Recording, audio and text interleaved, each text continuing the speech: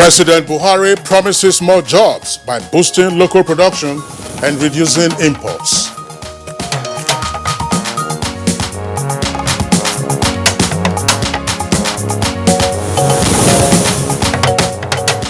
Senate confirms Ibrahim Mohammed Tanko as Chief Justice of Nigeria.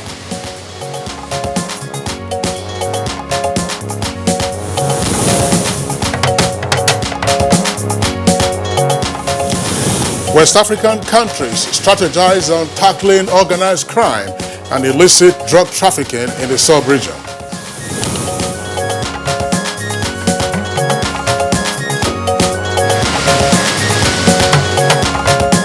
And on Good Morning Nigeria today, we shall take a look at efforts so far directed towards addressing Nigeria's security challenges.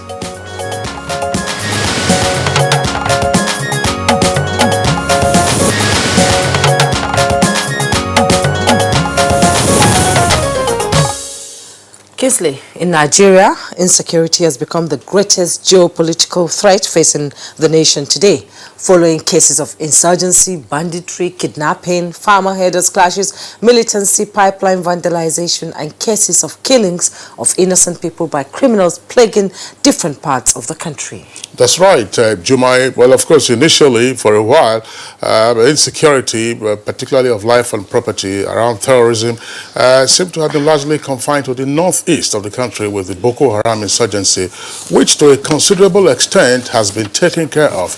But as you just indicated, more ugly situations have since reared their heads with banditry, kidnapping, and so on. Points on Kingsley, the tense security situation in Nigeria is no longer limited, to a particular section of the country. The Igbos, Hausa, Fulanis, Yorubas, and other minority groups are being targeted daily. It seems no particular group has been spared in the killings and kidnappings going on in various parts of the country. And many have joined voices with that of the Inspector General of Police in calling for tougher pieces of legislation against persons who are convicted of kidnapping and banditry in the country. Now, the most recent is a call for a legislation prescribing stiffer penalties for perpetrators and collaborators to stop the impunity with which these heinous crimes are being committed. Kingsley, the Senate, while lamenting the growing security problems in parts of the country, has called on the federal government repeatedly to pay special attention to these situations, stressing the need for an all-inclusive security summit. This followed a motion that drew the attention of the Senate to the murder of the daughter of Pa Ruben Fasarati, leader of Afenifere Group, along the Akure-Ore Expressway. That's right. Now, the Senate, of course, expressed fears that insecurity in the country could lead to a breakdown of law and order. And therefore, that's the senators now calling on service chiefs to immediately commence regular patrols along the country's highways as part of the measures to ensure security of lives and property. In the same vein, the House of Reps has also added its voice to what needs to be done to reduce the insecurity level in the country.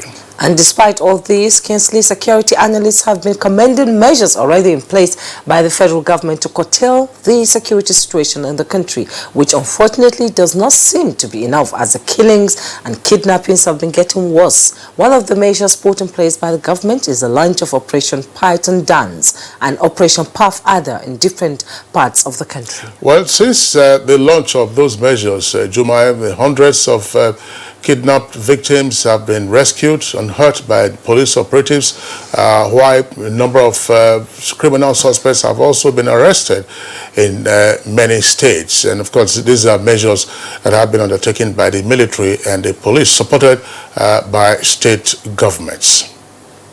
And, even as security agencies keep stressing that security is everybody's business, the issue of prioritizing the welfare of officers and uniformed men who put their lives on the line every day in their efforts to secure Nigeria and lives of Nigerians on a daily basis, it's critical. Well, how does the security situation in the country deteriorate to the current level?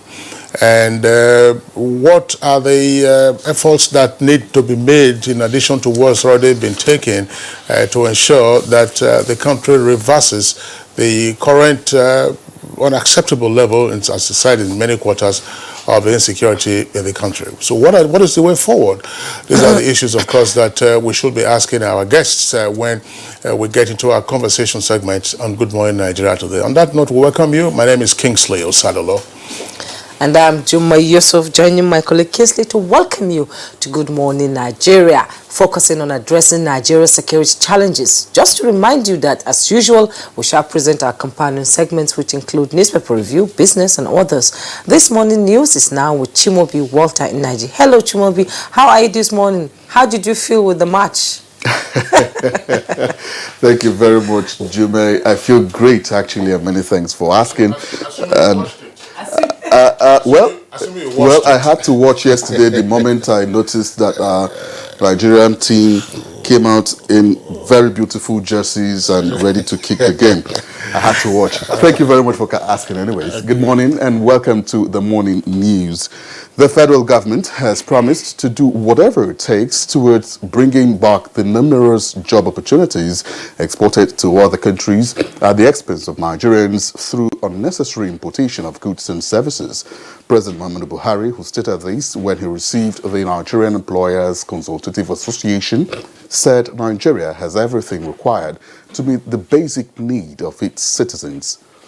With abundant resources, our history of unnecessary importation of the most basic items meant we were exporting jobs to other countries at the expense of our own citizens. This administration is determined to bring these jobs back to Nigeria.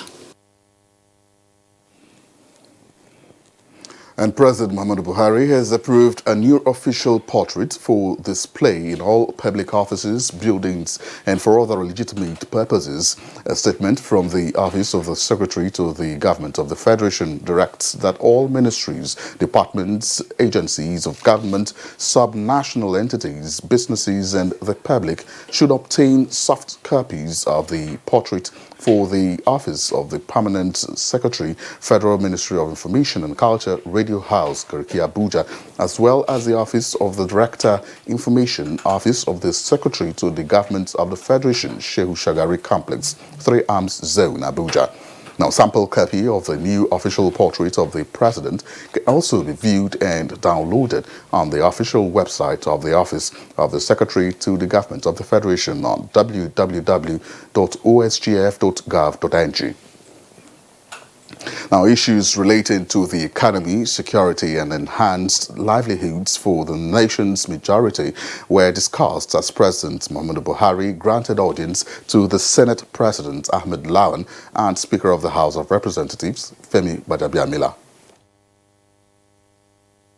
What we have discussed are those things that will ensure that the people of Nigeria are better protected, that the economy of Nigeria performs better to the inclusion of everyone in the country, that governance generally is able to achieve the set targets of providing security and welfare for Nigerians. And you know that this is a new leaf in the relationship between the legislature and the executive arm of government. And in the meantime, the Senate has confirmed the appointments of Justice Ibrahim Muhammad Tanko as Chief Justice of Nigeria, and this was, however, not without getting answers on some issues bordering on the functions of the judiciary. Distinguished members of the Parliament, both here and at the state level,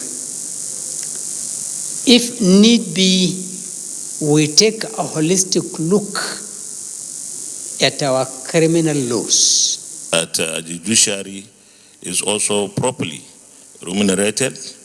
If we are asking our judges to be above board, we should also play our part. So you have a National Assembly that will work with you. The nomination of Honorable Justice Ibrahim Tanko is hereby confirmed as the Chief Justice of Nigeria. And to other matters now, the Presidential Election Petition Court has subpoenaed the chairman of the Independent National Electoral Commission, Professor Mahmoud Yakubu. The to produce some documents regarding the conduct of the presidential election of February 23, 2019. The five-man panel of justices, led by Justice Muhammad Garba, gave the order following a subpoena issued and served on the chairman of the commission on the 15th of July 2019.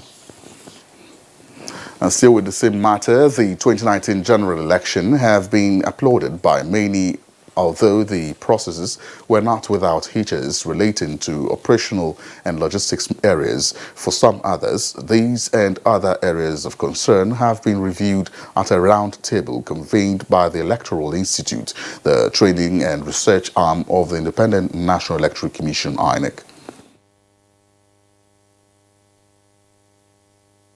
The point that we're raising is that, yes, the election has come and gone. But if we don't try to begin to address some of these issues, we will repeat it again in 2023. We projected in 2019, but our projection was far below what we came across. There are some salient questions we must ask ourselves. In 2023, what will be the total number of voters that we expect in Nigeria? One of the biggest areas of challenge during the elections was really operational and logistics challenges.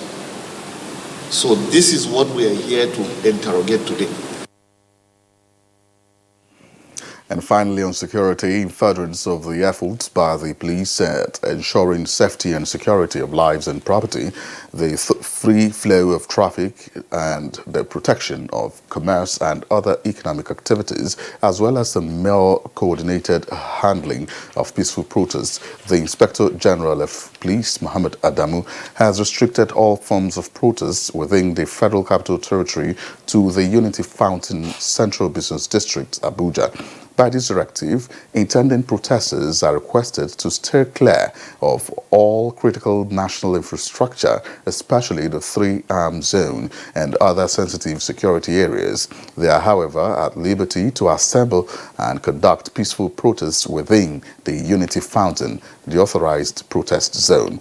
In a statement by the Force Public Relations Officer Frank Mba, the restriction is sequel to a series of protests in various parts of Abuja, which most times had brought the capital city to a standstill, crumbling economic activities and inflicting untold hardship on motorists and the general public.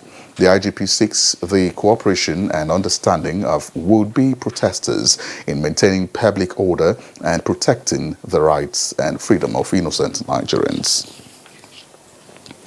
And that's the news highlight for now. Good Morning Nigeria continues with Kingsley and Jemai just after the break. To stay with us.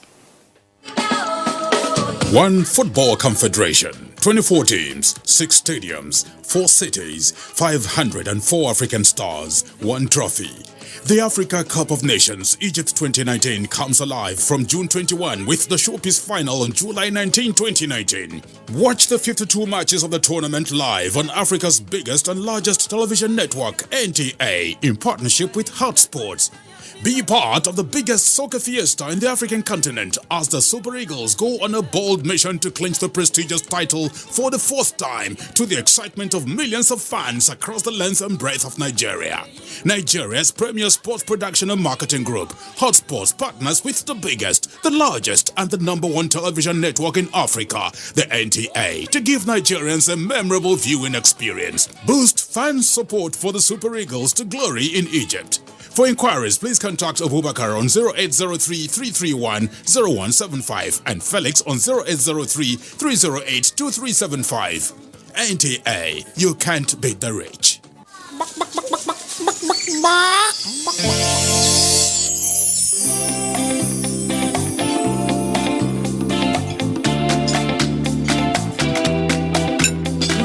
I can taste the real chicken. Real chicken.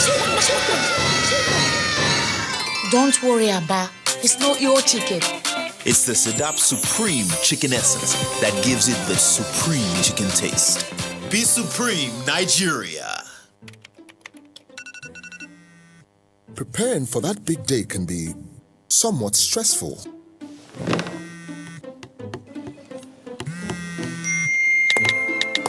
Which can lead to headaches and pain.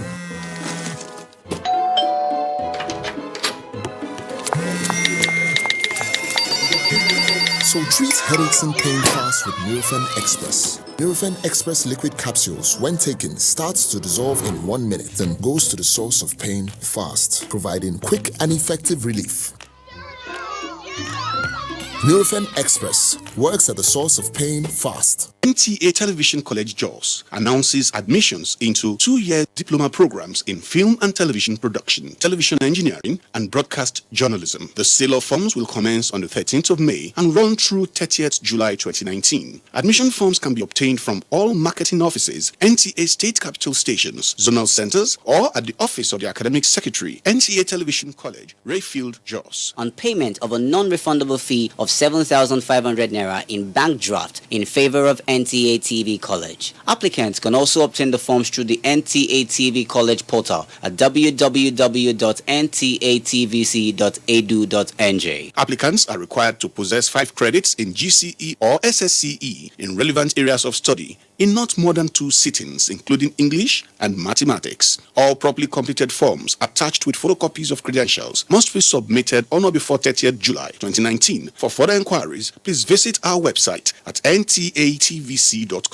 or call 0803 3144 383. NTA TV College, training you to be the best you want to be. Registrar Announcer.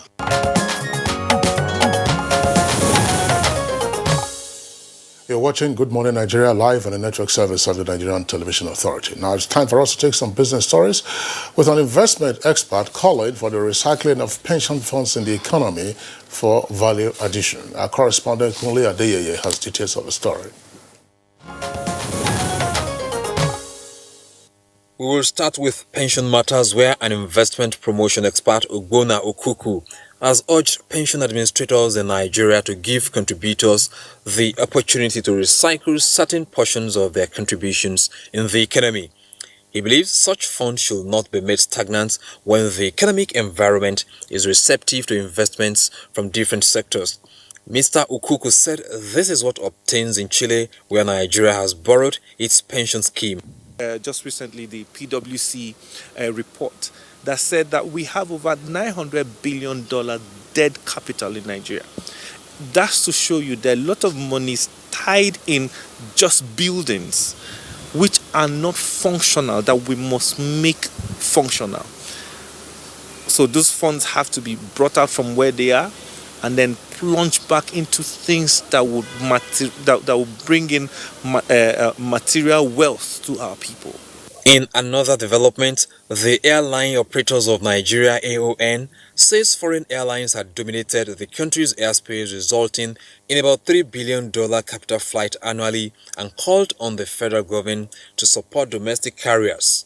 The chairman AON Nongi Megerson made the appeal while soliciting government support for Nigerian airlines on international routes. He said this will mean more jobs for Nigerian youths and over 600 unemployed Nigerian pilots, and more contribution to the Nigerian economy and gross domestic product. And here is a quick check on how the equities market fared on Wednesday.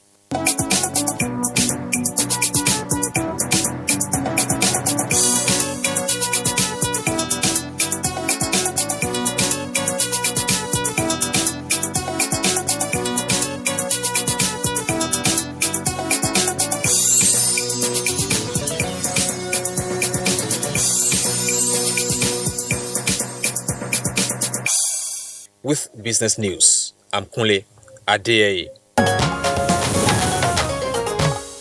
Thank you, Kunle. Newspaper review is next on Good Morning Nigeria.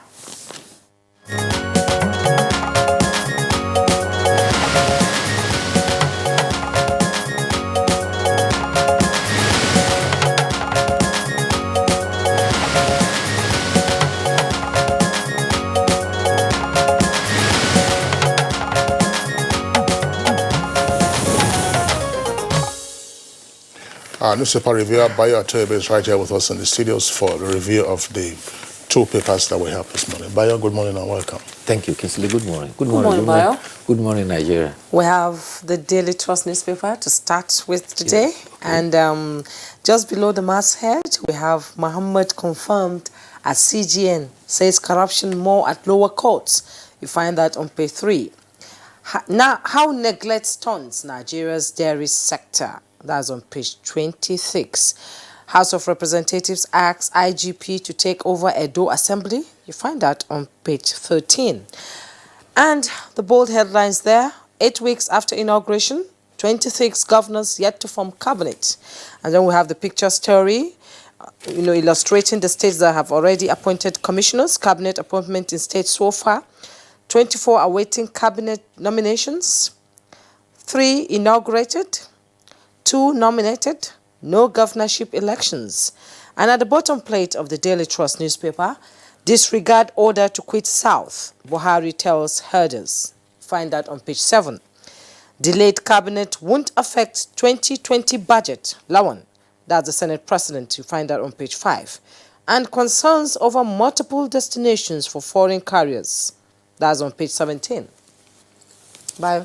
Yes. Well, President Muhammadu Buhari has declared that all citizens of Nigeria are free to move and live within any part of the country they please, whether they are originally from there or not.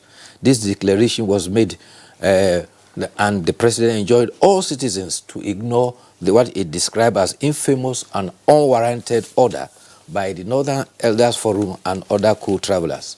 The president further declared that no one has the right to ask anyone or group to depart from any part of the country, whether north, south, east, or west. A statement was signed by Senior Special Assistant of the President on Media and Publicity, Garba Shehu, who says that in line with the Constitution, government will protect citizens of Nigeria wherever they find themselves. This is in reaction to the Northern Elders Forum statement advising some northern youths, including some northern youths, calling on Fulani herders to leave southern part of the country. The statement says all citizens are enjoined to ignore the unwarranted order and statement. Meanwhile, the All Progressive Congress has also cautioned leaders over inciting statements over security situation in the country. The National Publicity Secretary of the APC, Lanre Issa Onilu, says terrorism, kidnapping, banditry, and armed robbery, and other crimes are all condemnable by all parties, and there is nothing like Isoko, Gwari, or Awori robber. Criminality has no tribe in the eyes of the law. The All Progressive Congress says that public is now concerned over cases of violent crime in parts of the country, including the unfortunate killing of Mrs. Funke Olakunre. The party asks that recent reckless and provocative statements ascribed to some leaders is a dangerous reminder that many genocides in the world started through unchecked prejudices, systematic profiling, or racial, political, and cultural groups. Therefore, called on our leaders to have a duty to be temperate in their language in order not to cause anxiety all over the country. We may not always agree in some of the issues in our national life, but we must continue to explore peaceful and legitimate means to tackle our disagreement. So those are the words of caution. Rwanda readily comes to mind. It's just tagging one ethnic group as cockroaches, get escalated, pronounced on the radio, and before you knew it, 900 citizens were killed in the period of over 100 days. It was more than 1 million, actually. You said 900. 900,000. No, and incidentally, on the 25th anniversary of the Rwanda genocide, we had guests here discuss the topic, including the chargé d'affaires at the time, who gave us the background to what happened and what the traumatic experience was like for those who were in country and those who were outside, and the process of healing and reconciliation that took place thereafter. But the losses were obviously horrendous. Yes. And just inside the Daily Trust newspaper, I know it's something Kingsley wants to talk about. Nigeria Eagles peep Tunisia 1-0 to win consulate. Bronze medal, actually. No, not me talking about it. Bio is... Well, those of us that sit always on the patriotic side are very glad. At least we have a golden bronze to take from the AFCON. Don't forget, that is the 8th bronze that the Super Eagles will win from AFCON. It's one of the nations that has participated mostly in the 32 tournaments of the African Championship. But however, the other consolation was that Trust Ekon also was the man of the match yesterday. However, many football fans, including myself, were very edgy for the whole of the 93 minutes because the goal came in the third minute, and for 92 minutes we were very, very edgy. The Super Eagles should reduce the tempo at which they raise our blood pressure.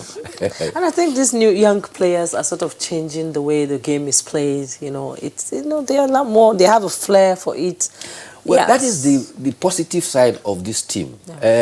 The average age of the players there is about 22, 25. And so their potential for the future is quite very high. And if we can keep them and they can progressively develop, we have a strong team that could equal what we used to call the dream team the other time. You remember? Yeah. That won the Olympic medal. But there were serious tactical and technical issues with that team. And the competence of the managers, you know, has to be interrogated.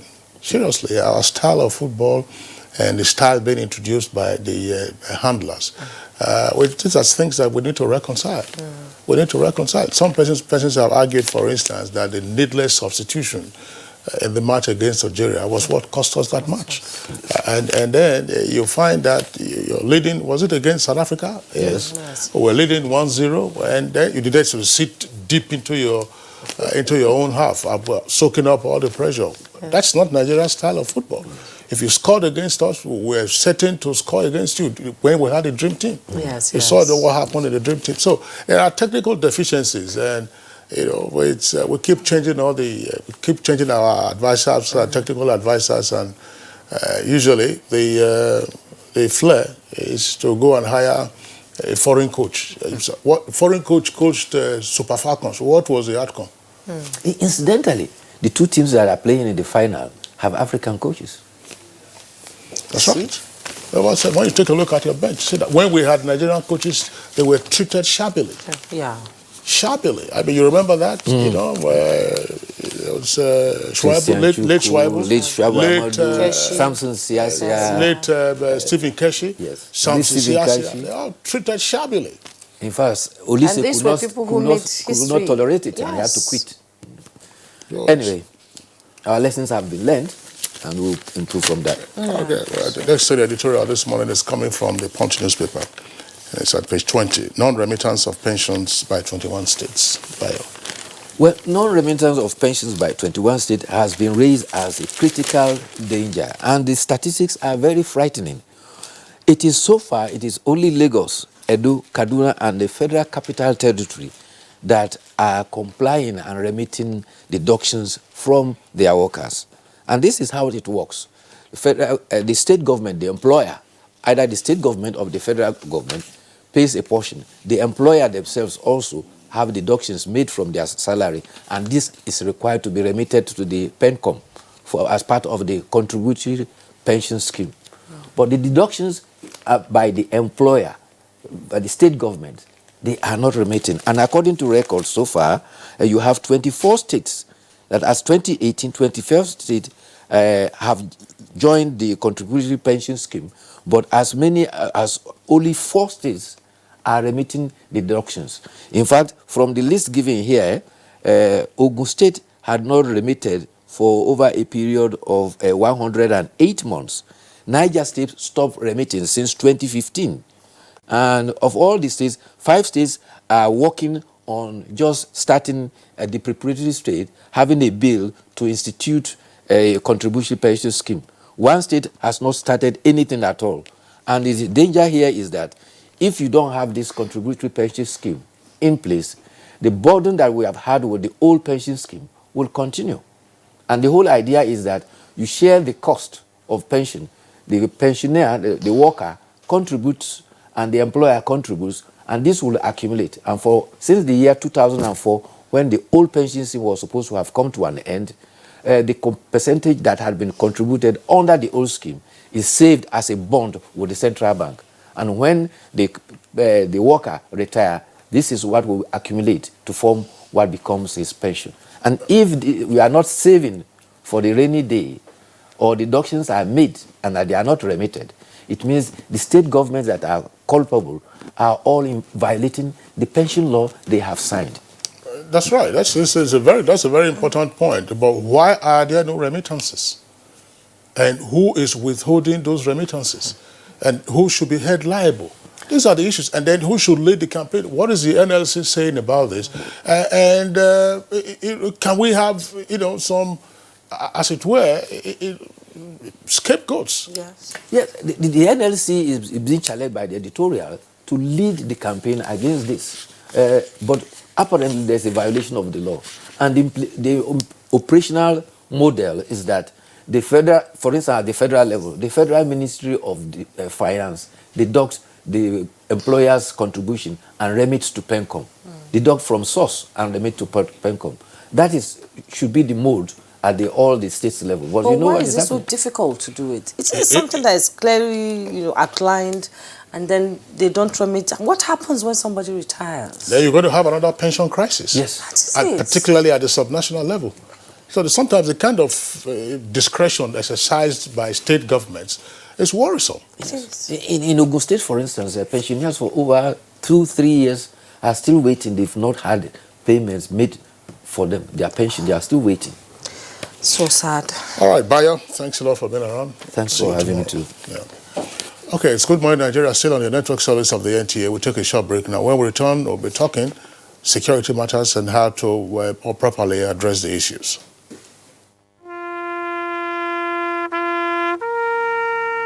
They are there at the crack of dawn. They are there busy preparing while we rise for our day. They are there silently, guarding, waiting, listening, and watching. They are there ready in the sky above and the waters below, in the blistering heat of the day, in the dead of night, willing, indefatigable, determined in the defense of the sovereignty of our country. They are our first line of defense and our last. They who have paid the ultimate price in defending us. They are fathers and uncles. They are mothers and sisters and girlfriends and boyfriends. They are brothers and cousins and best friends and neighbors. They are classmates, colleagues, and citizens of this nation. They are our defenders and deserve our respect, our prayers, our thoughts. Nigeria, please support our armed forces. One football confederation, 24 teams, 6 stadiums, 4 cities, 504 African stars, 1 trophy. The Africa Cup of Nations Egypt 2019 comes alive from June 21 with the showpiece final on July 19, 2019. Watch the 52 matches of the tournament live on Africa's biggest and largest television network, NTA, in partnership with Hot Sports. Be part of the biggest soccer fiesta in the African continent as the Super Eagles go on a bold mission to clinch the prestigious title for the 4th time, to the excitement of millions of fans across the length and breadth of Nigeria. For inquiries, please contact Abubakar on 0803-331-0175 and Felix on 0803-308-2375. NTA, you can't beat the rich.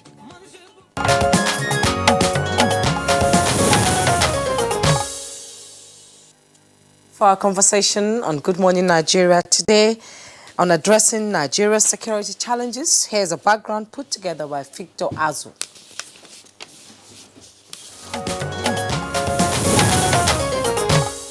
In the last 1 week, the Nigerian media has been awash with tales of the murder of Funke Olakunrin, daughter of Reuben Fashoranti, leader of the Yoruba socio-political group Afenifere, the murder of the uncle of Senator Elisha Abo, and abduction of his stepmother, and the kidnap of the murder of former Super Eagles coach Samson Siasia. Add this to terrorism, banditry, and herders-farmers clashes already being contended with across the country, and you get a near-complete picture that suggests a surge in insecurity in the country. These incidents have kept the nation's security agencies on their toes, unexpectedly given the government cause for concern. While the Nigerian army has launched operations like the Python Dance, the Nigerian police launched the Operation Puff Adder, with both aimed at tackling the security challenges. And to commence the Operation Puff Adder, which is a well thought out and major operation that is aimed at predominating and reclaiming the public space. Other agencies of government have also launched programs aimed at checking loopholes that in turn fuel crime and criminality. The Nigeria Immigration Service recently flagged off migrants' e-registration program aimed at documenting foreigners who stay in the country beyond 90 days and keeping them inside. This data is very, very significant to national development. It's significant for statistical analysis. It's also good for our national security. On the other hand, the reformation program of the Nigerian prisons is aimed at equipping inmates with skills and starter packs to begin a new life free of crime after serving their jail terms and contributing meaningfully to society. Apart from enabling them to contribute their own quota to our national development, it eases their integration process and reduces insecurity in the nation as they have been productively engaged in activities that will benefit themselves and the society at large. However, all of these have not managed to turn the tide. What else can be done to mitigate the nation's security challenges? Are there better approaches to addressing insecurity in Nigeria that security agencies can adopt? What is the role of the citizenry in all of these? These are some of the questions that guests on Good Morning Nigeria will answer shortly.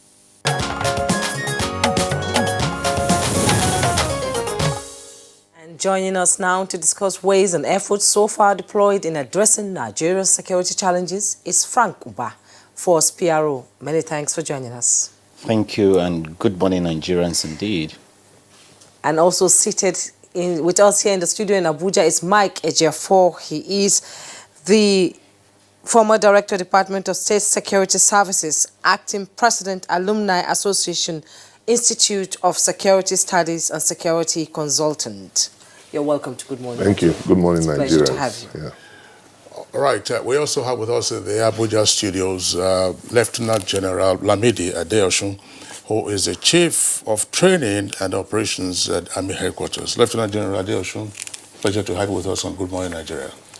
Thank you for having me, and good morning, Nigeria. And congratulations on your decoration as Lieutenant General.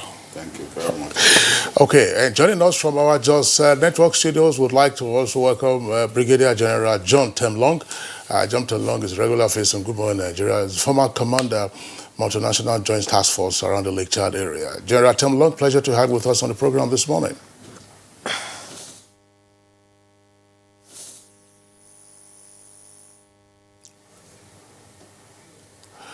All right, gentlemen, once again, we would like to welcome you to the program. But let's begin with the Deputy Commissioner of Police, Frank Uba, who is also the first Public Relations Officer.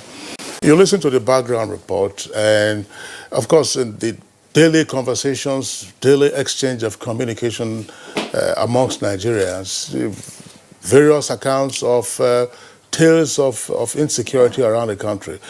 Are these accounts exaggerated, or they indeed mirror the level of insecurity in various parts of the country? Well, thank you. I acknowledge the fact that there are challenges in the land, and that's clearly a fact. The only thing, however, that some of these accounts have not taken into cognizance or taken into proper perspective are also the gains that the police and the military and other law enforcement agencies are actually making. Yet, I will acknowledge the fact that we are not yet in the promised land as far as security is concerned in this country. But the truth is, we are way, way, way out of the desert and heading in a positive direction. I can explain why. Soon after the elections, you will understand the kind of situations we had on the north central areas, like Kogi State, for example, Kaduna State, for example, the Kaduna-Abuja Expressway, for example. Some of those areas were becoming almost impassable. But soon after the launch of Operation Pofada and the review of the strategies that had been in place before the coming in of the new Inspector General of Police, we began to have a better hold of the situation. And within a space of 2 months, we were able to clear the entire length of Abuja-Kaduna Expressway. We were able to decimate clearly all the gangs that were operating in that axis. And today, as I speak to you, that axis is entirely free. That axis is entirely safe. There are over 20 villages and settlements between Abuja and Kaduna. Most of those villages were deserted, but today they've all returned. Commercial activities, farming is back. Transporters are doing their normal businesses. And that's not just the case. You could also notice that because of the kind of strategies we put in place, you've not been getting those reports of incessant killings and clashes, even in Kaduna State as a whole. And we have moved the same strategy down to Zamfara. Zamfara was almost becoming intractable until we reviewed the strategies in place and discovered that core law enforcement strategies, core military strategies alone are not sufficient to deal with the challenges there. The new Commissioner of Police, CP Usman Nagago, came in and we began to implement a new strategy that were community-oriented. They were practical community policing strategies. And as I speak to you today, we have rescued well over 120 persons who were hitherto held incommunicado. We've been able to stabilize Zamfara. And we are replicating those strategies in places like Katsina and the rest of the places. As I speak to you, if you look at the achievements we have made on the platform of Operation Pofada, they speak volume. Within this short period, for example, we've been able to arrest over 2,500 suspected kidnappers. The bulk of these suspects are currently undergoing prosecution in various courts of the land. We've also been able to recover a total of 1,360 assorted weapons, including 2 rocket launchers. We've also recovered well over 20,000 rounds of ammunition of different caliber. If I want to be exact, it's actually 20,254. And in one swoop, we recover 6,000 rounds of ammunition from a particular arms smuggling syndicate that we were able to decimate, that we were able to dismantle that syndicate.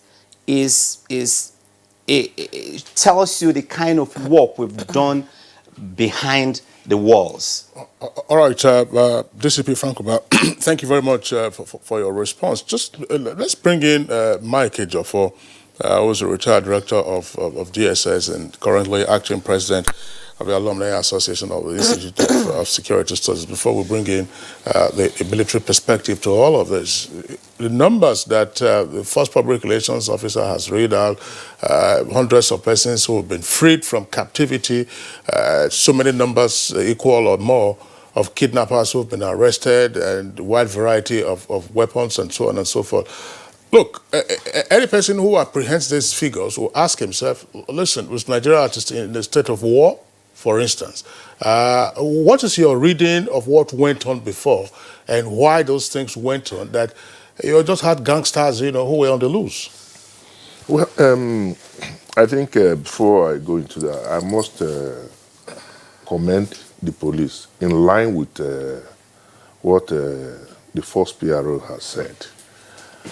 In a game, when you concede a goal, people get angry. But when you are winning, nobody knows the effort you are putting in winning the game.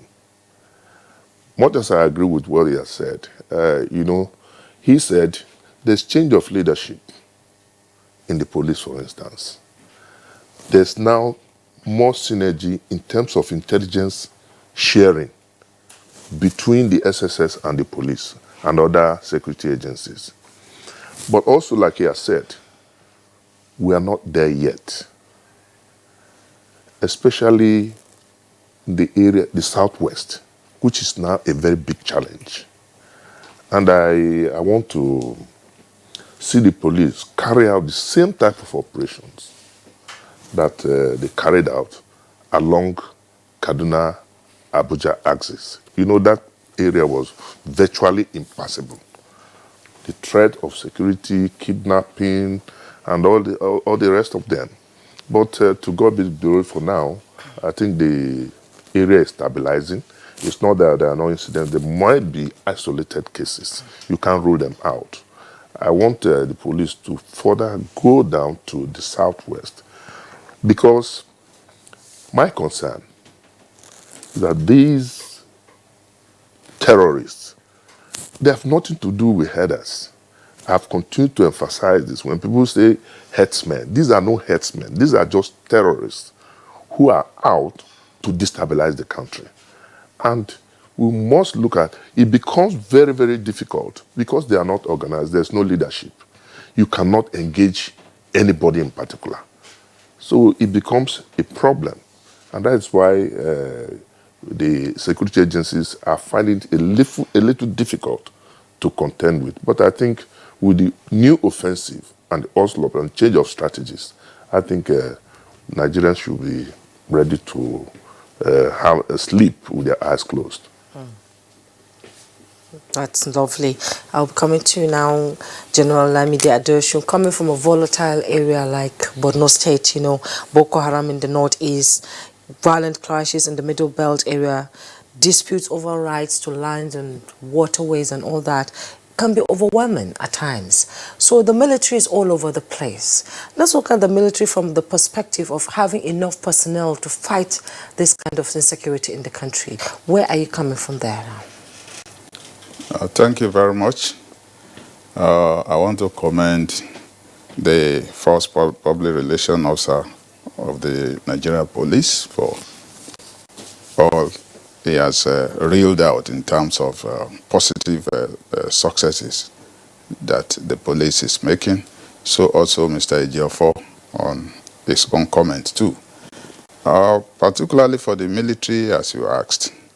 Yes, the military is stretched all over the place, but I just also want to state that the military is not in it alone, just like the police is not in it alone. It's an aggregate of combined efforts of the Nigerian Army, other sister services, and the Nigerian police with other security agencies that is culminating into all the successes that you are making. Civil security is the primary responsibility of the police. But when it becomes overwhelming, as per the Constitution of Nigeria, the military, particularly the army, must wade in. And that is what has informed the military being involved everywhere. And also, we know what our country is. Until now, there's not too much trust in the police. And we keep saying that we must develop trust in our own police so that we appreciate their capacity and what they can do. If we build the trust in them with what they continue to do, it will also give the military opportunity to concentrate efforts in specific areas where we can deal decisively with whatever the challenge is on the ground and on time. Thereafter, withdraw to other areas. And we can see this coming to play now with what the police and other security agencies with the military are doing across board. That's on the general note. Now to specifics. Yes, myriads of problems, but despite the fact that the resources are stretched, the personnel are stretched, yet I want to say without mincing words that the Nigerian Army with other sister services and security agencies with the Nigerian police are really doing so much. And our society, which is Nigeria, should continue to realize the soldiers, the police, other security agencies are Nigerians. We feel it. Those of us that are given the responsibility of providing physical security, we feel it more than them because our sleepless night is on how do we save our people? How do we protect our people? How do we maintain the integrity of our dear country for ourselves before you even think of people from outside? So, we can say that with the present situation, when we go into history, we look at 1967 to 1970, the Nigerian Civil War. The strength of the army was just about 50,000. But within the space of those 3 years, within that small geographical space, the strength of the army then rose to 250,000 until after the war, when there had to be some form of demobilization. But as we speak, we are already 10 years into what is going on. The strength of the army is just between 115,000 120,000. When you now look at the geographical space of the northeastern part of Nigeria, where we have to concentrate some efforts and also spread it to Niger Delta, spread it to northwest, southwest, north central, in fact to all the geopolitical zones of the country, you can see the enormity of the challenges that, despite the enormity of the challenges, were seriously rising to the occasion. Well, General Adeosun, thank you very much. What are the numbers now in terms of deployment? Because at some point we heard that the military had operational bases, if you like, in at least 32 states of the Federation. Is it that now you are collaborating with sister agencies and the police in all 36 states of the Federation, minus Abuja, of course, which doesn't appear to have military presence in terms of operational duties? Okay. In Abuja, we shouldn't conclude that there's no operation. We have, we wouldn't have been able to sleep with our eyes closed in Abuja if we don't have, Mr. Frank Mba will attest to that. But it's not every time you see the masquerade. At times, the masquerade, the big masquerade is behind and giving the inspiration and spirit to other masquerade to be seen outside. So there are operations going on, but it's not captioned in the typical Operation Lafia Dole, Operation Poor Father, Operation Radar in Daji. It's not captioned that way. That's about Abuja. In the 33 states of the Federation, yes, there is one form of operation or the other.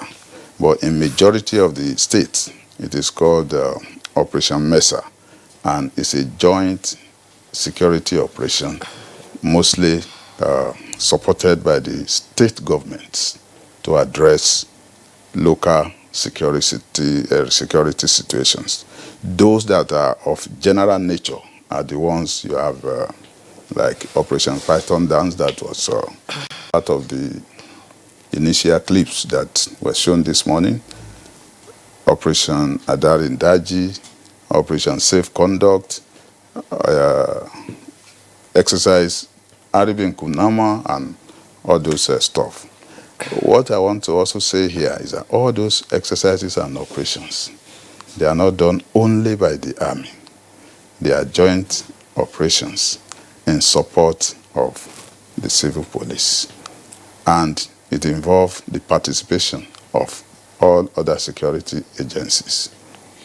All right, General Adeosun, thank you very much. Let's return to our Jos Network Center, where we are introduce General John Temlong. General John Temlong, of course, you'll listen to the three guests with us here in the Abuja studios, and we've had you from time to time discussing security issues.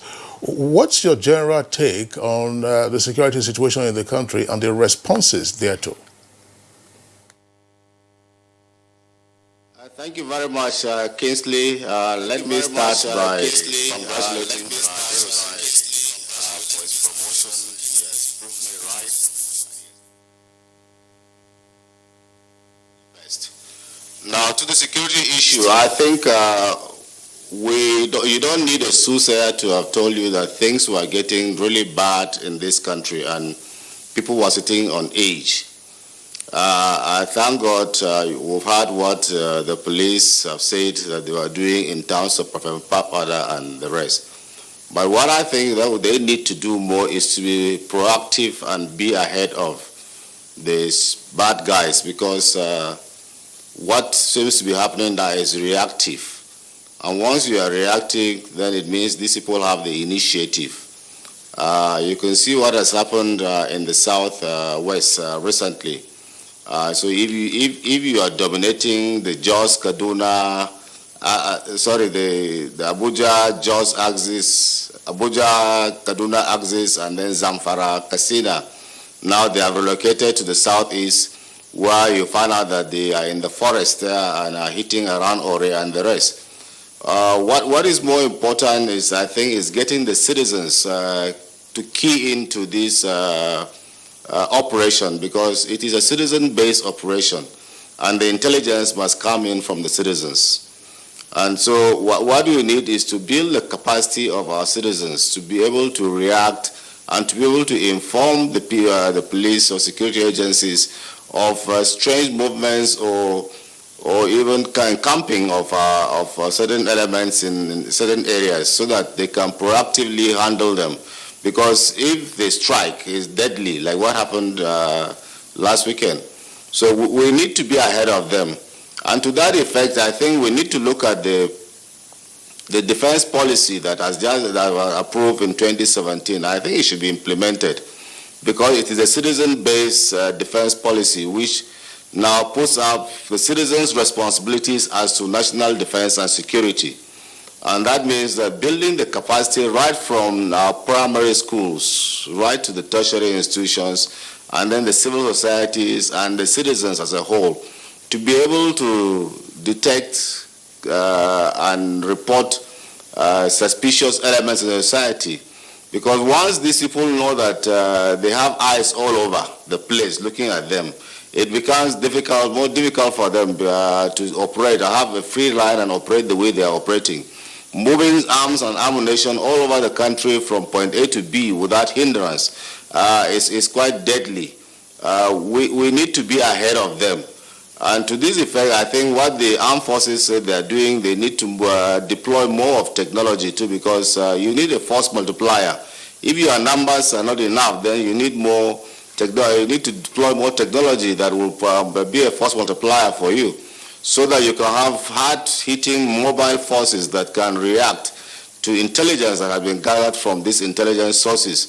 So that will ameliorate the problems of numbers for you, especially even in the northeast too. We have these problems of vast land, like you said, and it's quite difficult to do that. But be that as it may, we had about 2 years ago a national security seminar organized by the Alumni Association of National Defense College, which actually looked at all the ungoverned spaces in these countries, especially the forest areas. And we found out that the forest guards that they are there do not have a scheme of service. Their numbers are quite low, and they are not able to stand or even report when people come and occupy their forests. We recommended that they should look at the numbers of the forest guards, look at the way of introducing technology for them to be able to patrol those vast forest areas, and improve their lethality, so that they can be able, because these people are armed, and have an improved service schemes for the forest guards. That will be a way of having good and quick and timely intelligence that will allow the security agencies be able to strike at these people wherever they go and hide in these forests. You find out that they use the forests all over the place, and here in Jos too, they use the mountains too. So I think we need to do something about that as quickly as possible.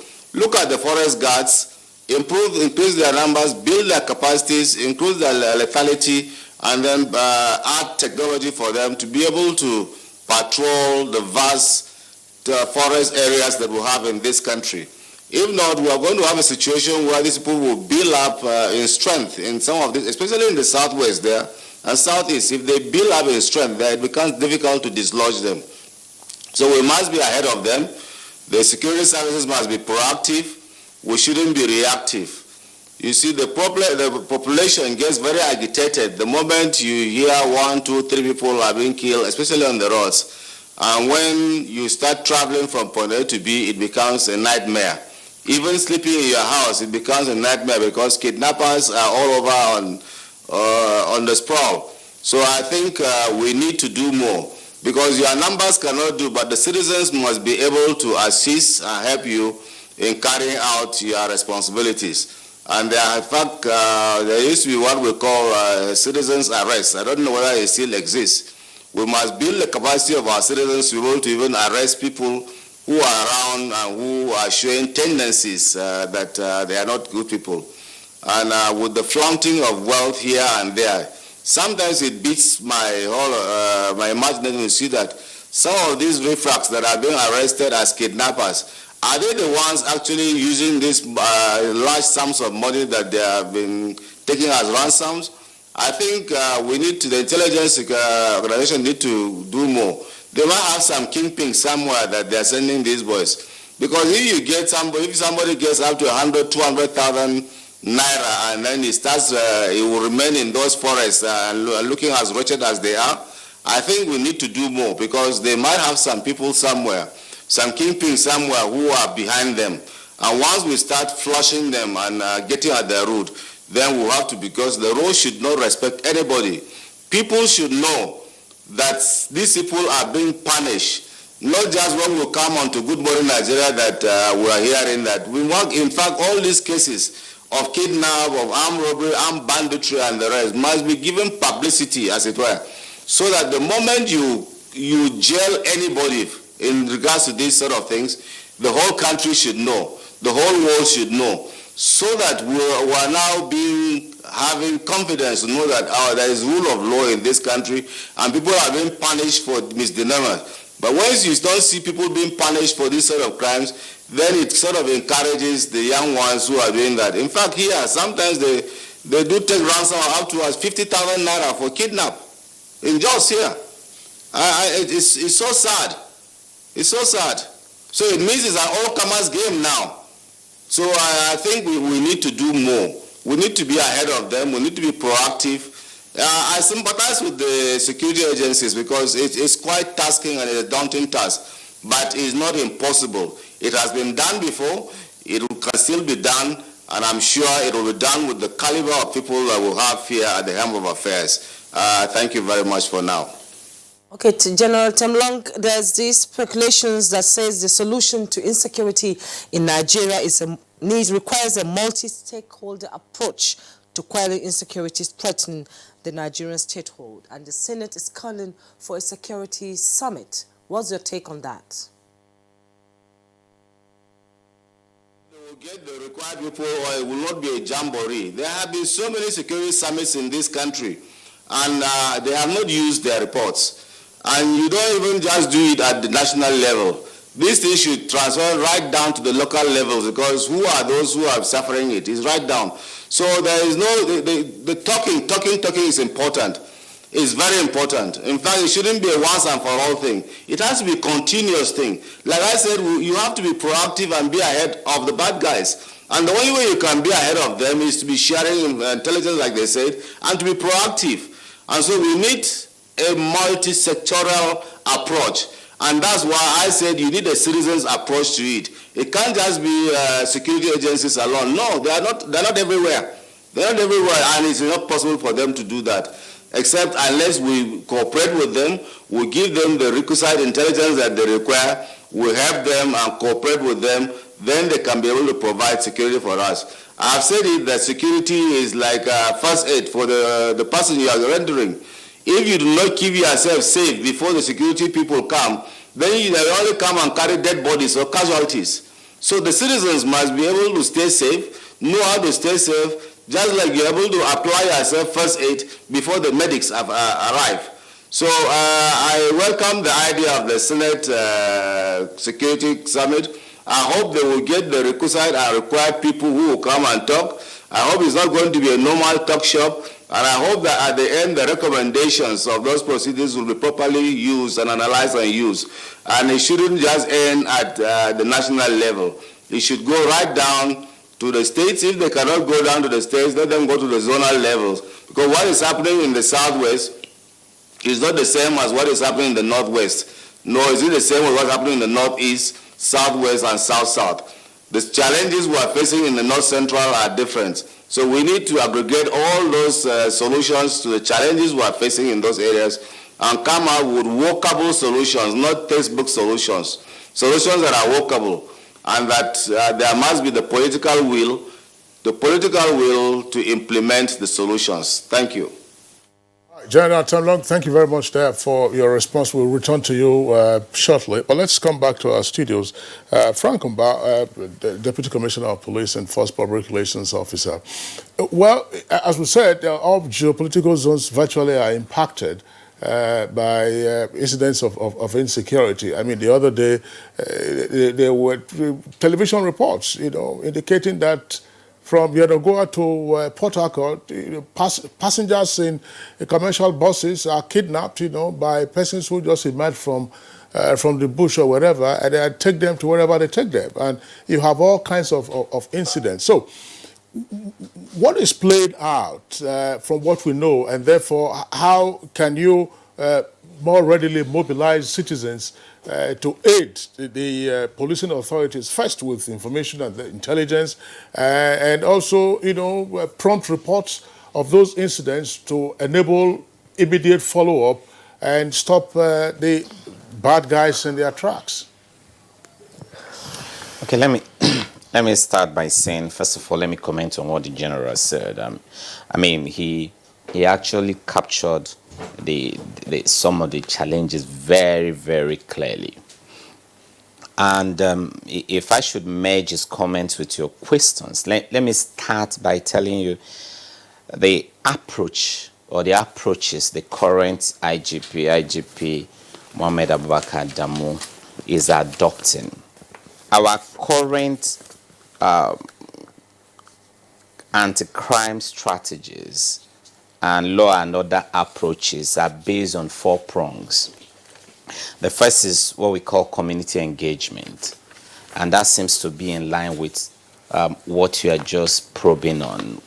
Community engagement, which when you expand it, it includes the whole concept of community policing, which I will return shortly to just talk on, and then the issue of a policing solution that are technologically based, and then a policing solution that are intelligence driven, and a policing solution that that is based on interagency collaboration. And what we are doing across the different parts of the country is actually to mobilize citizens to begin to key into national security consciousness, particularly through the concept and policy of community policing. And when I talk community policing, I'm not talking about a fiction. I'm talking of something that is pragmatic, something that is practicable, and something that is already being practiced. Community policing simply means community engagement and collaboration with the police and other law enforcement agencies. It means citizens partnering, citizens forging a relationship with the local police. It involves citizens getting involved in finding solutions to the local security challenges they have. It means citizens turning in information and helping the intelligence wing of the police. It's something that we need, and without it, we may never get out of the wood. And I give you one simple example.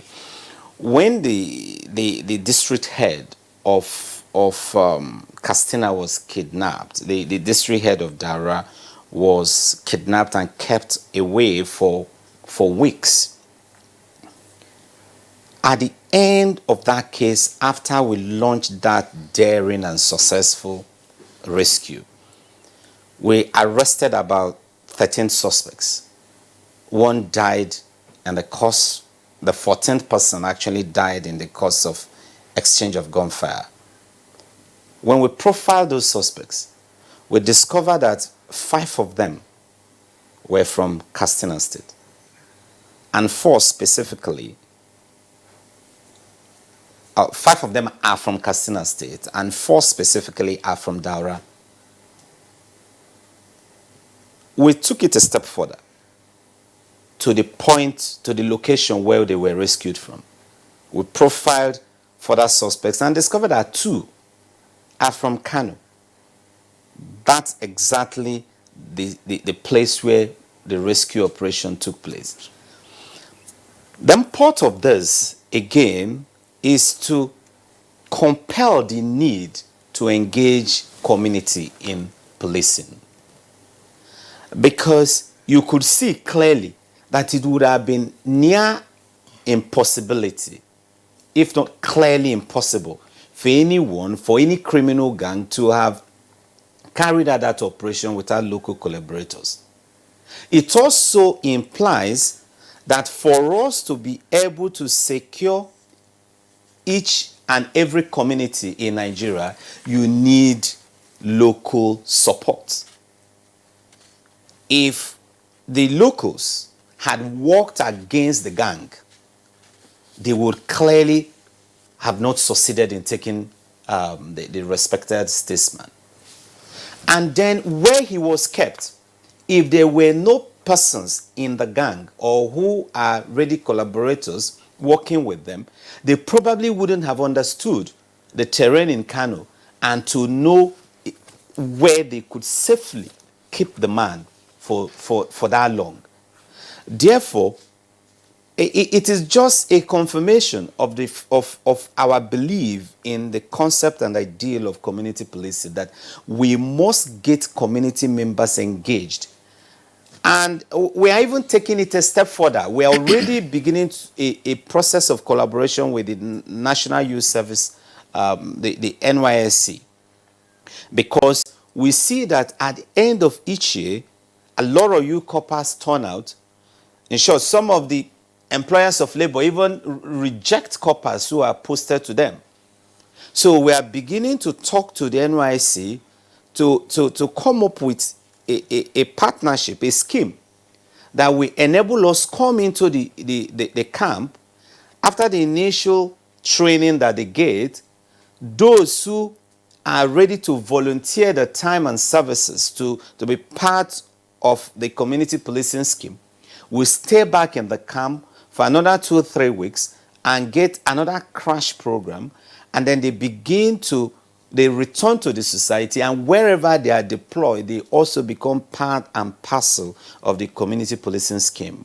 So we are looking at robust, far-reaching, grassroots collaboration, and this will certainly help us to spread our reach, increase our depth and coverage in terms of intelligence gathering, increase our visibility, and also try to break down the gulf between us and the community. Once members of the community begin to volunteer their services to become part and parcel of the community policing scheme, 1 or 2 things will begin to happen. The mystique between the police will begin to crumble. I mean, we need to open our doors more to the people. The police stations, the police formations, they are not places where you have nuclear arsenals being stored. They are places where the community members should be able to come in. There is nothing secret about what we do. We are not one agency that are busy every day designing new methodologies of launching attacks. No. We must open our doors to the public, and the more we open it to them, the more we break down that wall, and the more we build confidence in the people. And the more they work with us, the more we gain the trust of the people, and then the better the security of the people and the state. They say there's a need to revive moral values and virtues in our society, you know, in all aspects of our lives. And the moral leadership of people like politicians, the leaders, by their comments and acts, sometimes heats up the polity. You're talking about opening doors to the communities to reach out to the police, but most of them are afraid. You see, you just raised two key issues. I totally agree with you that we also need to work more on reorienting ourselves, not just the law enforcement agents, but also members of the public. We need to get our priorities right. I have seen people, for example, in different parts of this country, not just in the southeast or southwest, people go back to communities, people move from one community to the other, take titles. And what is the yardstick for giving them traditional titles, big, high-sounding titles? They just come into the community, splash cash, money on the traditional institutions, and then the person comes back and he's given one big title. Nobody cares how the person has made his money. Nobody cares what the person does for a living. We must begin to get our priorities like leaders. And when I talk of leaders, I'm not just talking about the political leaders. Religious leaders also need to begin to walk their talk. And then you go to churches, and then they teach they just teach wealth from the beginning to the end. Nobody tells you about salvation. Nobody tells you about your civic responsibility to your country. And then these young men and women go out and then search for money, whether by crook or by hook. All right, DCP Francoba, thank you very much. I just want to bring in again the other two guests, General Lamidi Adeosun and Mike. We've referenced the necessity of having the community to be involved. But from what we know already from various security operations, how organized are the communities to take on this task? And what is the role of local governments? Earlier, General, you were talking about the fact that Operation Mesa and some other designations are usually collaborations between the military and other services and the state government. And you will often find these Operation Mesa trucks, the Hilos trucks around Government House. What happens to the local government? Minus urban areas where you have local governments, what happens in local governments? There are over 700 of them that, well, according to General Temlong and what is often reported, would amount to ungoverned spaces. What kind of cooperation do you get from the local governments? What kind of cooperation do you get from the communities? And how organized are those communities for this assignment where they say, look, it's part of your responsibility? Thank you very much for support from the local authorities.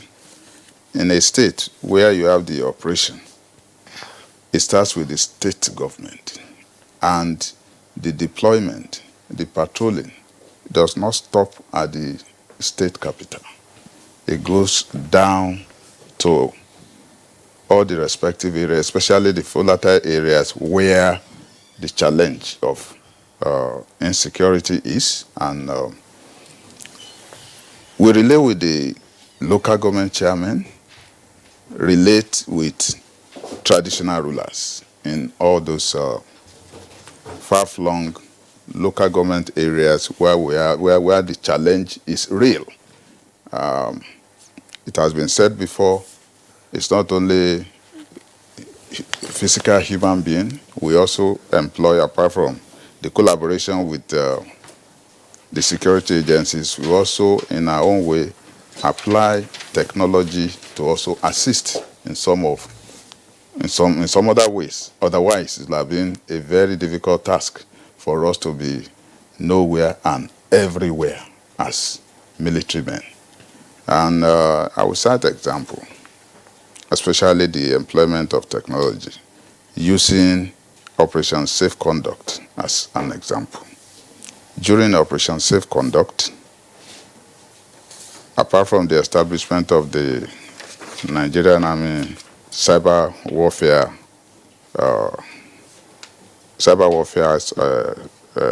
place, then we have cameras in volatile areas all over the geopolitical zones of this country. Aside from that, the call number 193 is the short number for any Nigerian or anybody within Nigerian space to call the call center for the Nigerian Army. How effective is it? It's highly effective because if you call the call center, depending on where you are reporting from, the call center has a link to the local deployment in that general area. And aside from that, some of these operations that are localized in certain areas, they also have their own specific telephone lines that you can easily reach directly to assist. So there's a lot of collaboration that goes on for all the spate of successes that the army, the military, in conjunction with the police and other security agencies have been achieving. And I know we've not reached there, but I would like to mention, just like he said, hard security is not the only solution. So the military aspect of it is just like 1/4 of what is required. And I want to cite Zamfara also as an example. As at yesterday, the executive governor of Zamfara State visited the chief of army staff at the army headquarters. And what has he come to do? One, to appreciate the Nigerian army and particularly and other security agencies for the good job that has been done and is still being done in Zamfara State. Two, to recount some of what Mr. Frank Mba has already relayed about what carrot aspect of provided security has achieved, including foreign nationals that have been taken hostage or that have been kidnapped. Many of them have been released. The third reason is to appeal to the army to scale down its operation in Zamfara State, which means the military, the army, to be specific, is actually achieving the desired results everywhere in support of the Nigerian police. What has been analyzed by General Tom Long in terms of being proactive, in terms of intelligence, Nigerian police with other intelligence agencies in Nigeria, they are also working very hard. But we know we are not yet there. But a lot is being achieved. Even a place that is Zamfara, the executive governor can come and plead, scale it down your operation. You will discover that at least that is a testimony, practical. It was just yesterday, it's not a distant. I think part of that interaction is already in the media, if I'm not mistaken. So that's a perfect example that, yes, we don't have the number, but in collaboration with others, with the use of technology, with improved intelligence, a lot is being done. We will get there with the support of all Nigerians. All right, General Adeosun, I would like you to repeat for the benefit of our viewers the call number for distressed persons, who are under assault or under attack by criminal elements to get in touch with the military. It's 193. 193, just 3-digit number. All right, thank you very much, General Adeosun. And just a reminder to our viewers that it is an offense if you are not in distress to call that number. It's not a number to say, I just want to try it. Better tell them, because Nigerians can just... All right, so it's an offense. I mean, assuming you then get the troops or the detachment to be mobilized and it turns out to be a hoax, yes, then of course you will be in for it. All right, but Chief Michael, let's return to you. Again, in terms of community organization, to be part of this. The security agencies are all over the local governments in the country. I mean, DSS everywhere. But I would like to raise this question again of how well organized are the communities? Whether traditional authority, I mean, there were some examples in the Northwest of some traditional persons being accused, of aiding and abetting some of these bandits. How well is the local government factored into this? We know that local governments have been emasculated in the governance arrangements, but beyond going to government house and the governor and the secretary to the state government being the only ones to deal with the brigade commander and whoever else is in charge, how well do we cascade down the organization, such as you used to have during the colonial authority, colonial era, so that information can come up by way of intelligence, information can also come up by way of support and encouragement? Yeah, you see, before the advent of this democracy, our communities, our people have been existing through the traditional institutions. But what do you have now in the traditional institutions? Like Frank said, somebody can just acquire money from anywhere and become a traditional ruler. Nobody asks how he got the money, just because he's affluent. He becomes a traditional ruler. Besides, in various communities, you have chieftaincy disputes. So in those such communities, how do you galvanize the people for community policing? So it now forces that our traditional institutions have been bastardized, and it becomes very difficult to mobilize the people for a common interest. Besides that, like Frank said, if you talk about community policing, police is the statutory agency charged with maintenance of internal security. And there is no way the police can achieve that without building confidence and trust of the people. He has highlighted steps and measures they can take, because that's the only way we can move forward. I also want to use this opportunity, because if it's something we would have discussed privately, but it's good that people know. The police cannot get the confidence and trust of the people when they are looked up as master servant. They are paid by taxpayers' money. And that's why I'm happy that the new IG is taking steps in adopting strategies. But it shouldn't stop at strategies of combating crime, but also of building confidence. I'll give you a practical example. If you go through between Okene, I've been saying this, and I want the PRO to take notice of that. People travel between Okene and Auchi through real horror. Between Lokoja and Okene, you see the police, the military deployed. They are there watching. And that is why the kidnapping on that axis has reduced. But between Okene is a nightmare traveling on that road. You see police overseeing themselves. And what do? They stop you, collect papers, insult you, because I personally, I don't introduce myself because I don't know who is who. I get my papers ready, but when you begin to go beyond the bounds to show proof of ownership, this, I tell you, listen, it's not that. But I can do that because I have the confidence to do it. But people who don't do it, they corrupt the police. And you come back to say that the police is corrupt.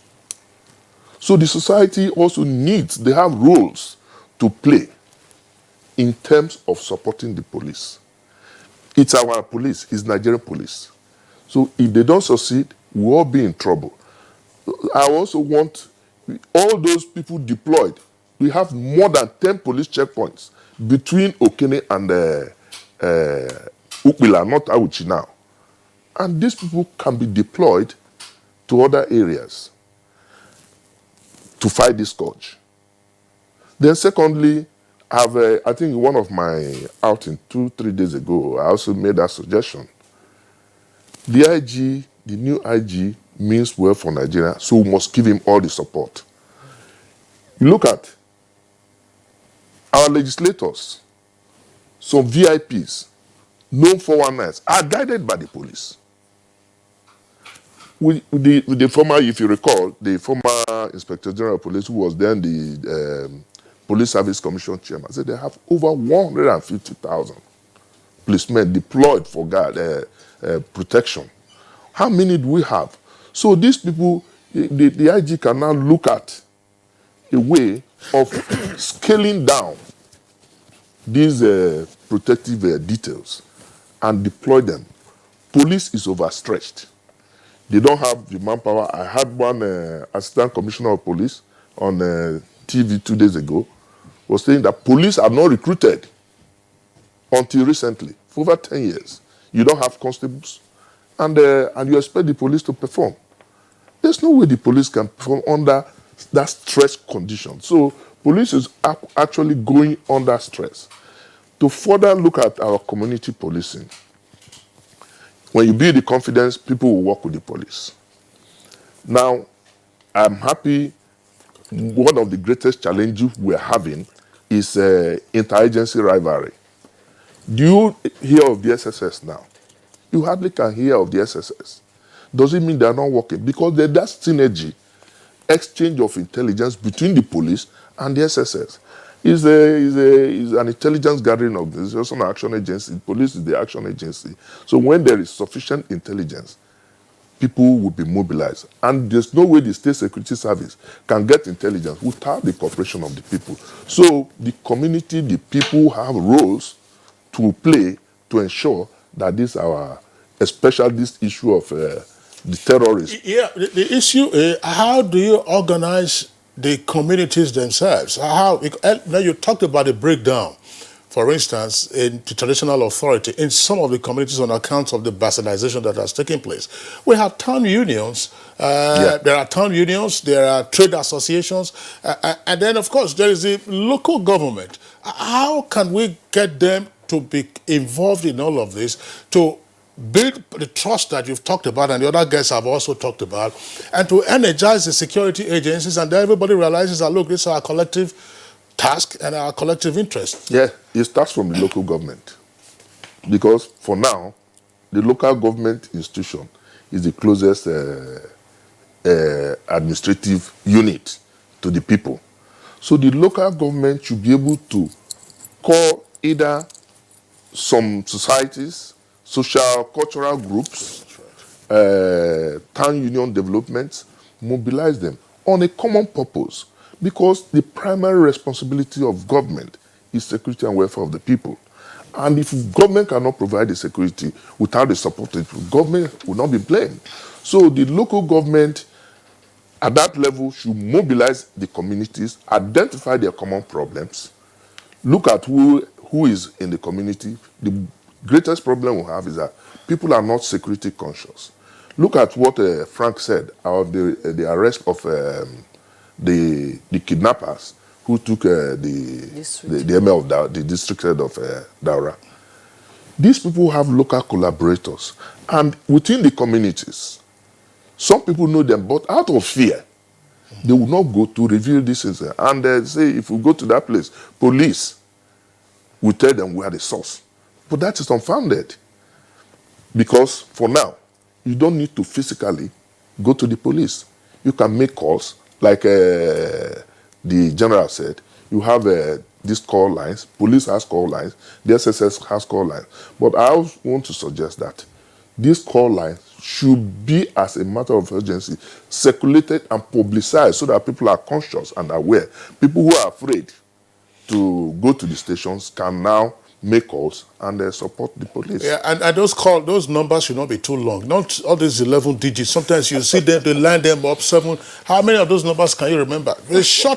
A short number, 193, General Adeosun has said. The police had one, was it 121 or 122? We heard that for a while, we didn't hear it again. FROSC, that's Road Safety Corps, they also have as if we have a uniform number, so say for this purpose, call that. I think the NCC was also supposed to piggyback on that to get the, yes, to get that. We can't be, look, how many, even if there are 3 digits, call 080774555. I mean, you forget it. You can't even write it. think all right, Frank. throw that challenge at NCC because NCC must do the right thing. I mean, NCC has the capacity to actually bring the service providers together and provide us nationally with something that is workable, working of course with other stakeholders like the police and the military. It's not something the military so moto on its own cannot just create that helpline, and the police can equally do it. We still have to go back to NCC, and they must make it easy and possible. This is something of national importance, not just national importance, urgent national importance, like our lawmakers will see. And let me just weigh in very quickly to the issue of how to work with the communities, particularly with the clear bastardization of our traditional institutions. What we have adopted and what the IGP is working on is we have looked at the community just beyond the geographical definition of community.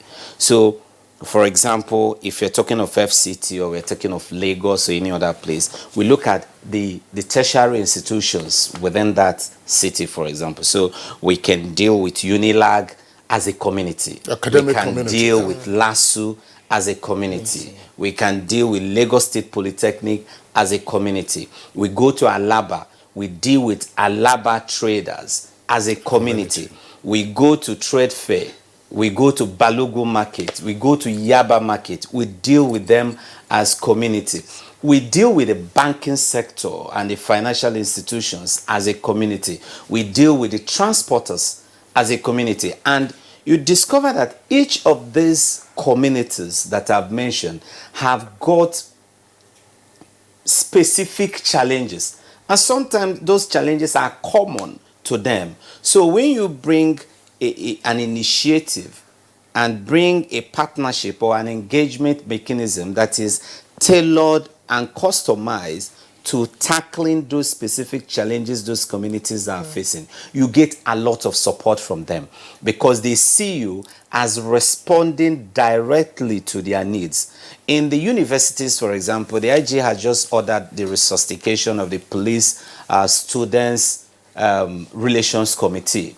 We used to have it in the time past, but somehow it went moribund. And so what we're doing now is revive that relationship so that in every community where you have a tertiary institution, whether it's a college of education or a polytechnic or a university, whether it's private or publicly owned, there must be whether it's the DPO or the area commander or the commissioner, there must be a forum for the police and the student union leaders to meet regularly. And we are also, like my department, the public relations department, we also putting finishing touches to school visitation program, which is going to be massive because we want to catch the kids young. So we've also designed books that we're going to distribute free of charge. We also want to volunteer our services to some of these schools and come in even during the holidays and render volunteer services. We need to talk to them. We need to get them closer. We need to let them understand that it is not just the function of your dad or your mom to be security conscious. Security consciousness must begin even with the younger ones amongst us. And if we catch them young, we'll be able to actually develop the society better. All right. Thank you very much. Gentlemen, we're taking a short break now. When we return, we have some tweets. We'll take those tweets and then return to Just Network Center to get the views of General Tem Long.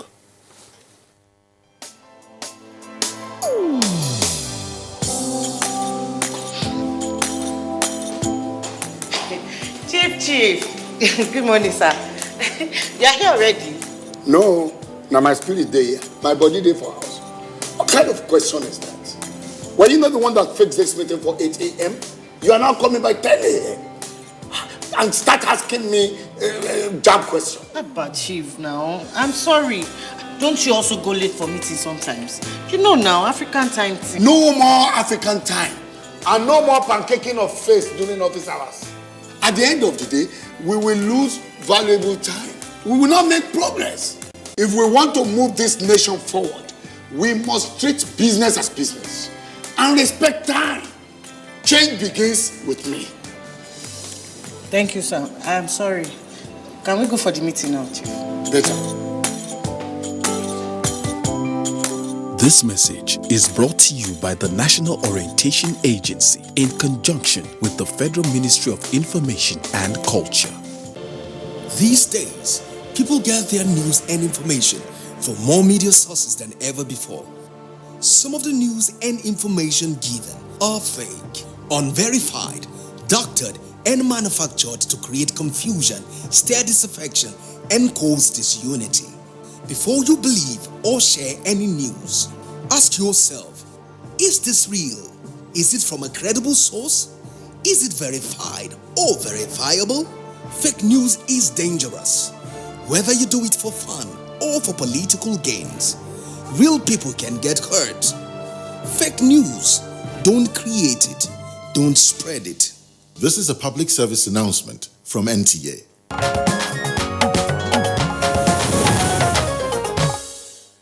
All right, it's still Good Morning Nigeria live on the network service of the Nigerian Television Authority. We still have our guests with us in the studios, and as we indicated, there are a number of tweets that have come in. We'll take those tweets now. Olusegun Moses tweets, security is the most important responsibility of any government. For Nigeria, we need to secure ourselves from within. That's the community, and not from the center, as it were. Then, job creation. Amogbola Babs tweets, the situation without sentiments or emotions is worrisome. However, it's been with us for decades.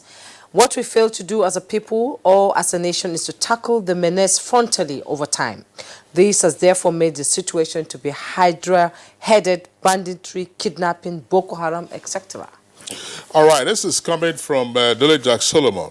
The thirst for blood and the preference for violence in expressing pent-up frustration with the state, it's a pointer to the need for moral revival within the socio-economic, political, religious, and educational institutions of the country. We all must shun evil for Nigeria to be a peaceful and prosperous nation. And Ombola again tweets, a number of issues are contributory to the seemingly intractable security porosity in the country.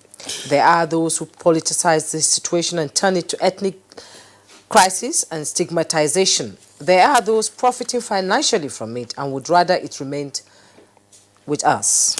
And this is from Sonny Michael Amakoje. The current spate of insecurity is a serious challenge to all. I feel as a patriotic Nigerian, the Peace Corps should be converted to community police instead of empowered beneficiaries who are trained as teachers and extension workers. I'm sure, Sonny Michael Amakoje, you didn't follow the controversy surrounding the legality or otherwise of the Peace Corps.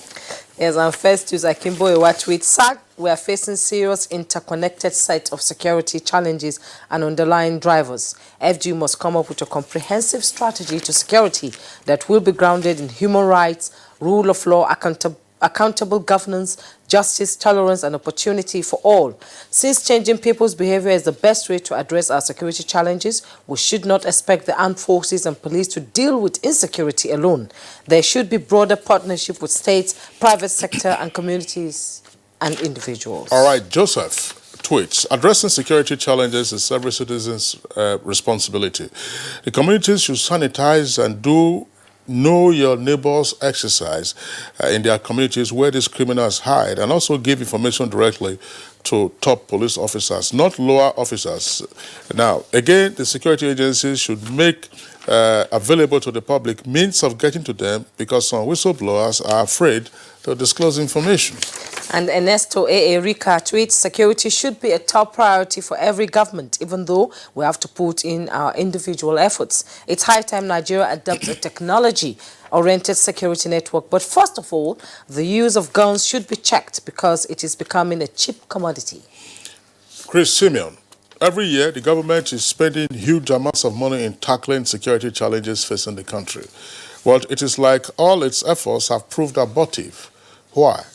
I'm sure, Chris Simeon, if you've been listening to the guests with us in the studios, you won't indicate that all the efforts have proved abortive. Yes. And Cecilia Okoroma tweets, as we celebrate the army, police, etc. for their sacrifices, it's important that security agencies boost citizen security awareness program. And I'm coming to that now. Frank Muba, I'm coming to you with a question. They're asking... I wanted us to go to Jos first, yeah, yes. If you, I'm sure that question, you will keep it for Frank Muba. Just to Gerard Temlong in our Jos Network Center. Emerging from the conversations and indeed our national experience on account of the security challenges that we are faced with and that are being tackled, is it possible that even in trying to profile solutions or new strategies for dealing with our security, we should be conscious of at least two things? One, perhaps, we appear to have been caught unawares because there has been too much focus on political security. Political security. Just securing the political system and its key operatives. That's one. Secondly, has there been excessive politicization of security or insecurity in the country? And in our inability to therefore forge a national consensus on what insecurity challenges are and how to deal with them promptly. I think we call that regime security as against national security. Yeah, I think there has been a lot of emphasis on regime security rather than national security, even though there's a very thin line that separates them from it.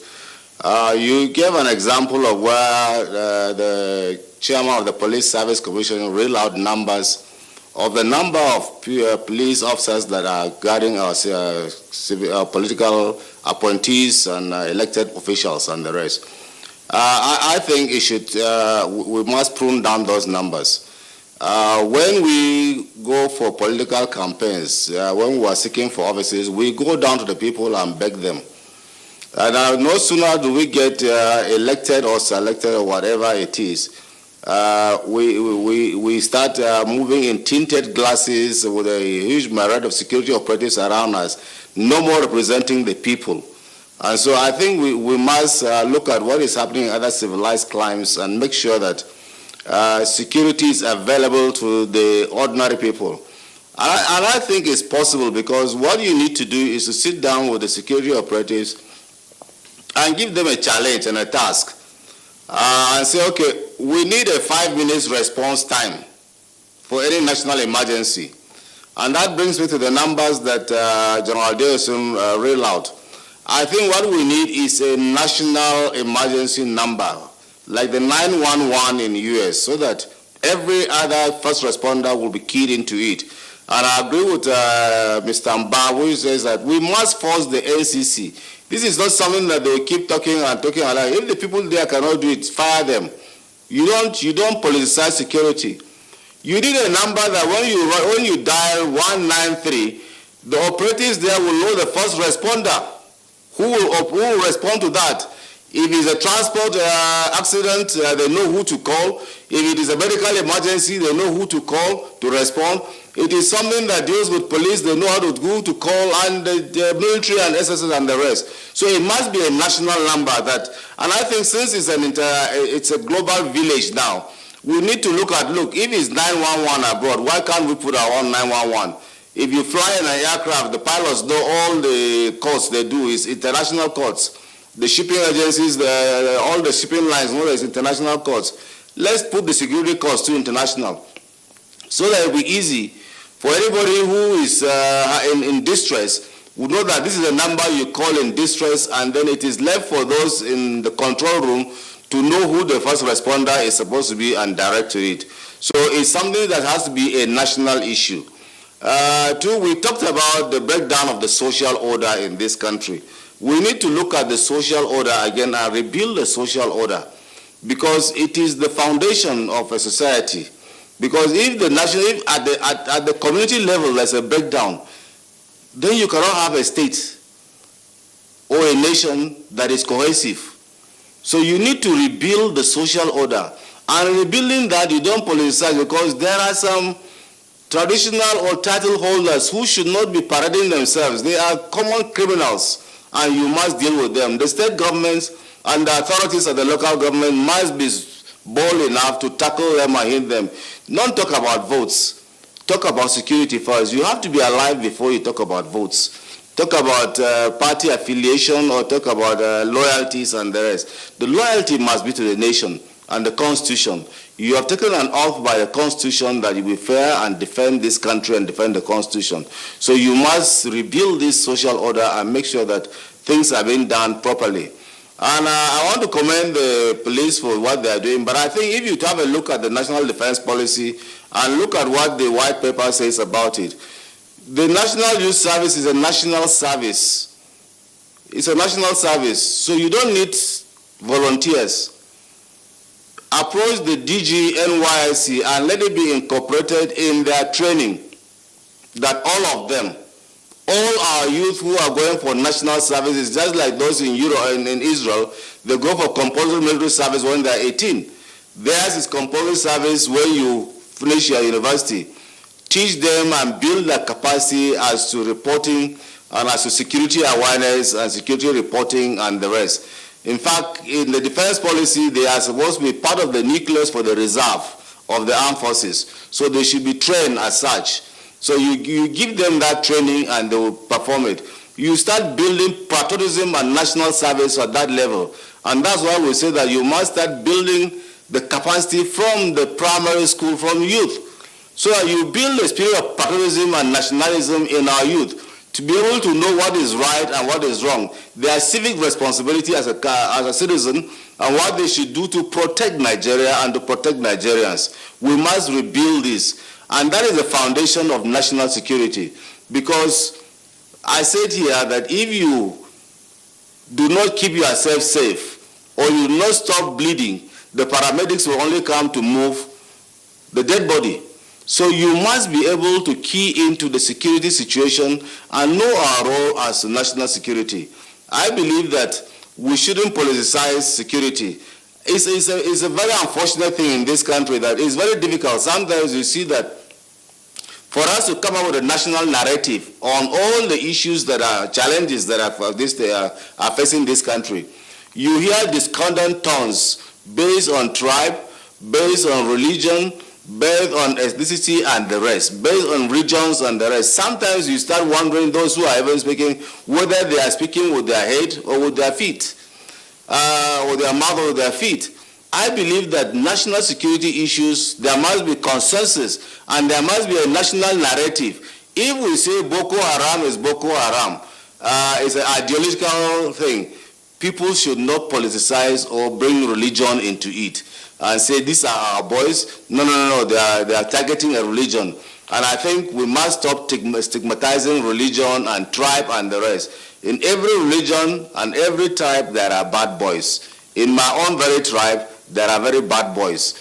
In every other religion, there are bad boys. Let's fish out these bad guys and hit them, because what we are doing in itself is that we are building the highway to Rwanda. Once we start stigmatizing tribes, religion, and ethnic groups and say they are the whole ones responsible for this, there are very good people in all the tribes in this country. There are people who are human beings in all the ethnic or religions in this country. But there are bad guys. We must treat them as such, isolate them, deal with them according to the laws of the land, and make sure that we don't politicize these national security issues. When there is a security problem, you speak, you hear PDP will say no because APC said this, or APC will say no, PDP said this. But we have real dangers, we have real problems. Thank you so much, General John Temlong, for your input on the program. I have one question for Frank Uba, Assistant Commissioner, Deputy Commissioner and PRO, Force Headquarters. Usually you get information from informants across the country, location of kidnapping and all that, like it happened in Katsina and Kano. So how are these informants protected? Can I just come in and give you information and go? Because some people say, well, some police officers will now leak information to the criminals and tell them that this man gave us the information or this one. So how are they protected? Very fast, because time is running out on us. Very straight.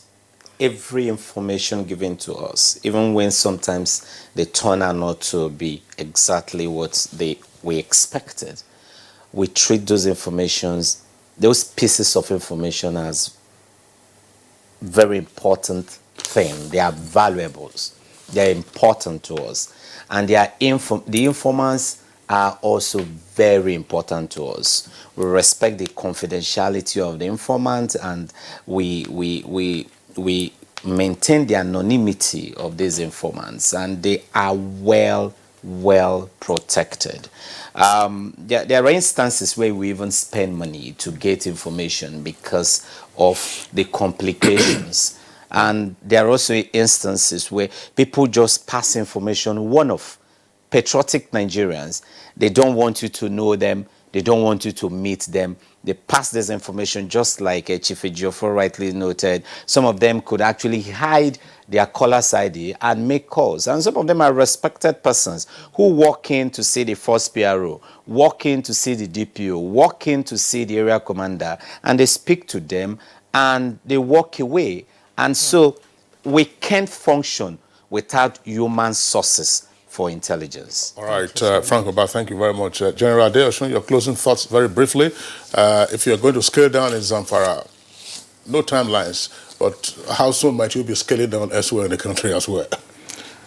Well, it's the situation on ground that will actually determine how we scale down or how we call off operations or specific exercise in such area. Look at Operation Safe Conduct. Immediately after the election, it was called off. Look at Operation Python Dance. When it achieved the desired goal, it was called off. So also, any operation we are doing, apart from the normal military duties and training and security around, we call it off when the situation improved to the level that the simple police can continue with other security agencies with the situation. All right. It's on that note, we'd like to express our deep appreciation to General Lamidi Adeosun, the Chief of Training and Operations at the Army Headquarters here in Abuja. Thanks a lot for being with us on the program this morning. Thank you very much. We also would like to thank DCP, that's Deputy Commissioner of Police, Frank Umba, who is also First Public Relations Officer. Thank you for being with us. Thank you. Also here in the studios, Chief Mike Ejiofor, regular on Good Morning Nigeria, Acting President, Alumni Association of the Institute of Security Studies. Mike, thanks a lot for being around. Thank you very much. From Jos, we're joined by Brigadier General John Temlong. Of course, he was former commander, Multinational Joint Task Force, and also president of the Alumni Association of the National Defense College. General Temlong, thanks a lot for being with us on the program. All right, so that does it for us today on Good Morning Nigeria. I would like to thank you for tuning in. The program returns tomorrow, same time, 7 o'clock in the morning. Until then, do enjoy the rest of your day. I'm Kingsley Osadolo. And I'm Juma Yusuf. Bye for now.